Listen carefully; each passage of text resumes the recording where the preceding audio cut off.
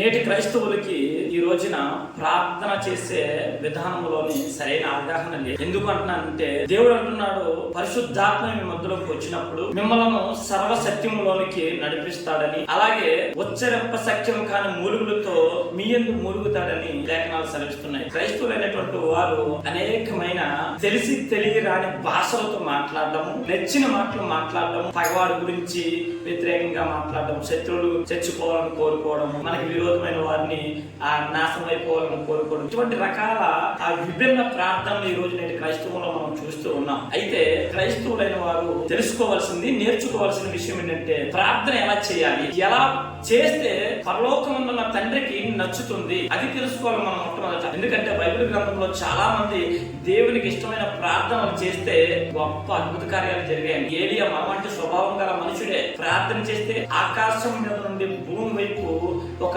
వర్షపు చుక్క కూడా పడలేదంట. ఏలియా ప్రార్థన చేస్తే గొప్ప అద్భుతాలు జరిగాయి. యెహోషువ ప్రార్థన చేస్తే ఆ సూర్యచంద్ర నక్షత్రం లాగిపోయారు. ఇలా కొంతమంది భక్తులు ప్రార్థన చేస్తే అద్భుతాలు జరిగాయి. ఈ రోజు మనం అలాంటి ప్రార్థన చేస్తున్నాం అనేది ప్రాముఖ్యమైన ఉద్దేశం. ఏ విధమైన ప్రార్థన చేసామని కాదు, దేవుడికి ఇష్టమైన ప్రార్థన మనం చేసామా లేదా. అయితే బైబిల్ గ్రంథం ఎలా సెలవిస్తుంది, నీకు ప్రార్థన వచ్చినా రాకపోయినా అంతే పర్వాలేదు, రాకపోతే తెలుసుకొని ప్రార్థన చేయాలి. ఎలాంటి ప్రార్థన? మత్తయి సువార్త 6వ అధ్యాయము 9 నుంచి దిగువకు వెళ్తే పరలోక ప్రార్థన కనబడి ఏంటి?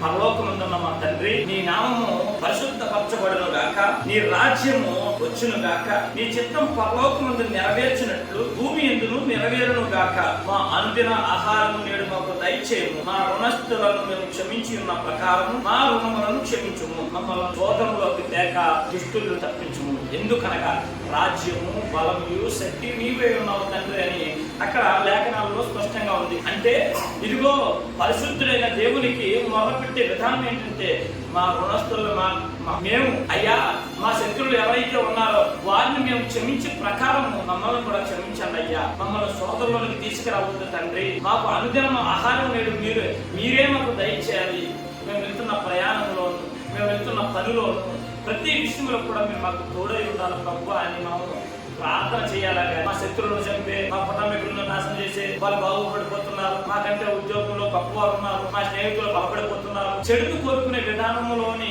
ప్రార్థించుట సరైనది కాదు. దేవునికి ఇష్టమైన ప్రార్థన చేస్తే కుటుంబాన్ని, నిన్ను, ఈ యొక్క బంధువులను, నీ సంఘాన్ని దేవుడు ఉన్నతంగా తీసుకొని వెళ్ళిపోతాడండి. ఏలియా, యెహోషువ, అబ్రహాము, ఇస్సాకు, యాకోబు, ఇలా తదితర కొంతమంది భక్తి పనులు, దానియేలు, శద్రకు, మెషకు, కొంతమంది భక్తి పనులు ప్రార్థన పూర్వకంగా కొన్ని విజయాలను సాధించారు. అట్లీస్ట్ మన సంఘాన్నైనా మన కుటుంబాలైనా మనల్ని రక్షించుకోవాలి అంటే ప్రార్థన అనేది చాలా ప్రాముఖ్యమైనది. ఈ ప్రార్థన వేయి మొదటి చావులు చేస్తే మన జత వెళ్తుంది, ఆశీర్వాదాన్ని, దీవులని, విజయాన్ని ఇస్తారు. ఇటువంటిలో సాగాలని, మీరంతా ప్రార్థనా పూర్వకమైన జీవులని, భక్తి జీవితంలో ఎదగాలని మనసు